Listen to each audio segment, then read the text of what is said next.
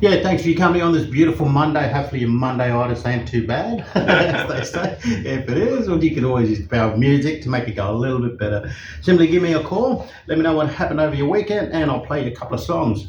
All right, it is about that time of the week where every Monday we talk with Mr. Salimon Joseph, who is from a Territory Hearing. So he's come in and he's got a very interesting topic to talk about, because just a bit of a revision of what we have done over the last couple of weeks is we've talked about the inner ear, the middle ear, the outer ear. We've talked about the ear itself as opposed to your physical ear, but also there is the second part of your hearing. But today we're talking about fighter jets. Absolutely, Which tend to be taking over the airwaves or the skies this time of the year with Operation Pitch Black.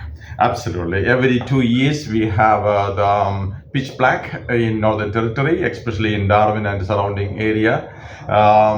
We can hear the roaring sound of fighter jets above Teabba radio now.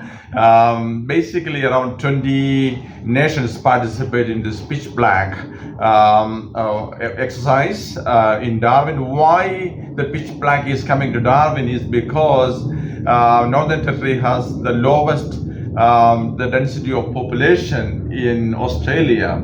The state has got only 200,000 people, and it's a vast area of Northern Territory, and out of 200,000, 30%, that is around 60,000 people are the First Nation people of Australia, the indigenous Aboriginal people, and the 70% are the mainstream people, and the majority of the First Nation people live in remote communities, widespread communities. Okay, that means Northern Territory is not inhabited. There are still people living in different parts or pockets of Northern Territory, and as an audiological perspective, this week ABC Radio called me for their breakfast, and this was a topic, just bits about the impact of fighter jets on normal people, their hearing, and what we need to do.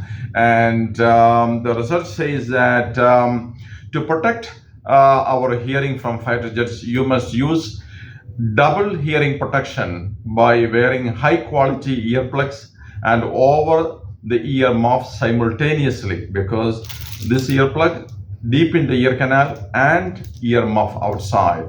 Fighter jets can easily exceed 130 to 150 decibel sound at close range, a volume capable of causing immediate, permanent inner ear damage and severe tinnitus. Because sound waves at this intensity travel not just through the ear canal, but also that vibrate the bones surrounding our ear. Standard earplugs or commercial headphone alone do not provide enough defense. That is very, very important, because like you said, you can take all the precautions, but that is the power of sound, isn't it? Absolutely. And the rate of movement of the fighter jet is too fast, and we may not get the time to take an earplug from the packet, when there is a need. So the easiest thing, our Territorians and the people in the community, if fighter jets are roaring above you, and if you are not driving, if you are driving, your hands are engaged on the steering wheel, so you cannot just take out the hand from the steering wheel while you are driving. It affects the safety. So if you are walking and if your hands are free, the easiest thing what you can do is put your finger in the ear, the entry of the ear, and close tightly. So that will reduce around the 30 to 40 decibel sound. And the other thing is, we have got a ear lobe. So it's a cartilage, it can move around, and what you can do is just move it and close it like this. That also reduces significant noise exposure. This is a simple thing, but airmen who are on the runway when the fighter jets take off, or when they do a maneuver called a touch and go, if they are not wearing hearing protection, what can happen is the tympanic membrane or eardrum will perforate because of the sound pressure, and the blood will be oozing out from the ear canal.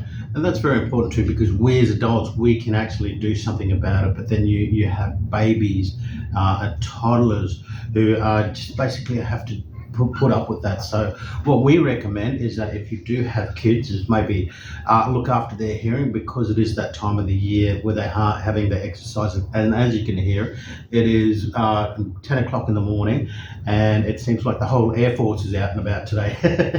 And very, very good point. And the other thing the ABC producer asked me is there are so many childcare centers around our airport, and many times when we pass by the childcare centers, the children are playing outside. Outside, that's right. So if you know exactly what time the fighter jets are taking off and landing near the airport, so basically a Darwin airport is shared by the Air Force as well as the commercial normal airline industry. So it's a shared airport. So what the childcare centers need to do, if you are hearing the roaring of the fighter jets, please put all your children inside the childcare center. Don't allow them to play outside, because we don't want our children's inner hair cells damaged. Because that will be a permanent hearing loss. If you do understand, one more important thing is the shooting will produce, gunshot will produce around 150 to 170 decibel sound. I did come across clients where they were only wearing this type of small earplug, and then when we went to the shooting range, and they got permanent hearing damage. It is not recoverable. It will not come back. It is permanent damage. The inner hair cells, in the cochlea, the hair cells damaged permanently. So they have. There is no recovery from that. So there is nothing. There's nothing medically that can be done. Absolutely. Only the rehabilitation through hearing aid. That is the only thing they can do. And one more interesting point is 140 decibel, the absolute threshold for immediate permanent hearing damage from a single impulse noise. So this is a problem. If you look at a fighter pilot, they are not wearing ear muff. They are just covering the entire head with a proper tailor-made, I think, F-35 fighter jets. The fighter pilot has got a unique. Every fighter pilot has got a uniquely made head protection, and that head, the helmet itself will cost around $200,000 to $400,000.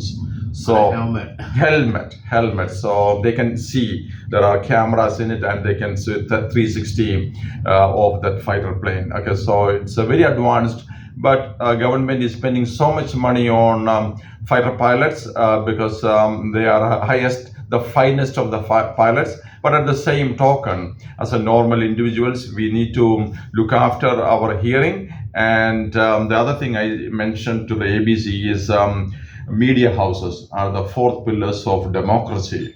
And what we can do is we can have an engagement with Air Force people. And the good thing about the Air Force is the command and control structure is very good. And the hierarchy goes like lieutenant commander, and commodore, and rear admiral, vice admiral, and admiral. My brother was in the Indian Navy as a lieutenant, so I know what is the command structure. So if we talk to the right people, it may be a rear admiral or vice admiral in charge of the pitch black, and if we give better not to do any low altitude exercises in Darwin or Catherine area. There are plenty of other area in Northern Territory. They can do all the low altitude exercises, and it will not affect too many people. And so it can be media can conduct the defense personnel in charge of, because looking after the people's health also is very important for the defense personnel. They are doing it for our national interest, but at the same token, they don't want any permanent damage for anyone in the Northern Territory. Yeah, because I guess you could look at it this way too, because maybe their parents, maybe their partner, maybe their children are still under that flight path of that jet that is making that noise. So yeah, and that's an interesting thing, because we look at the fighter jets, but also Harley Davidsons tend to give a bit of a kick to the eardrum when you're cruising along the highway, and all of a sudden you hear it come up and it just sneaks up behind you, and then it's gone. But the initial shock and the initial blast from the sound wave is quite dangerous sometimes. And like you said, with the cochlea, which is probably one of the smallest bones in our body, and what happens is that is shaped like a snail, and it has all these little different hairs, and once those hairs get flattened, then that is permanent hearing damage. So yeah, what we recommend is do the best to look after your hearing, but also your kids, and maybe the elderly parents too. And one other important point is, after the pitch black, there will be a fly past near Fanny Bay or Minjil.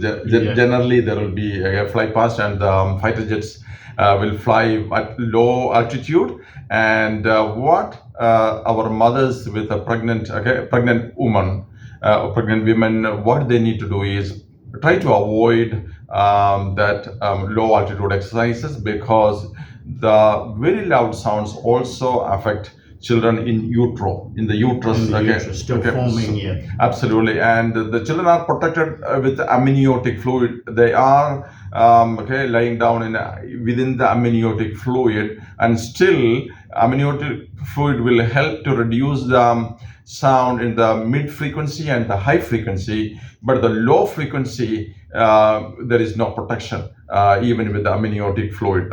So you need to look after your own hearing, as well as you need to look after, you have double responsibility as a mother, as a pregnant woman. Please consider that one in an audiological perspective, because we need to think about future. We need to plan our actions, and tomorrow's decision will make our future. Exactly right. Very well said. Thank you for taking the time to talk to us here at Teabba Radio. It is always a pleasure, and if people do need to come and see you, your address is? Territory Hearing, 11 Copley Street, Muirhead, and you can find me on Google, and a lot of nice reviews you can see, and you can go through it and make your own informed decision where you need to go for hearing health and earwax removal, hearing aid fitting, whatever you want. And if you want just an advice from me, you can call me at any time. It's a pleasure, and Teabba Radio is doing a fantastic service to Northern Territory by educating the mainstream people as well as the people in the community. We telecast to 29 indigenous communities in Northern Territory, and this is one of the best health promotion Teabba Radio is doing. No worries. Thank you so much for taking the time to talk to Teabba Radio, and thank you for staying tuned. We'll be back in a little while.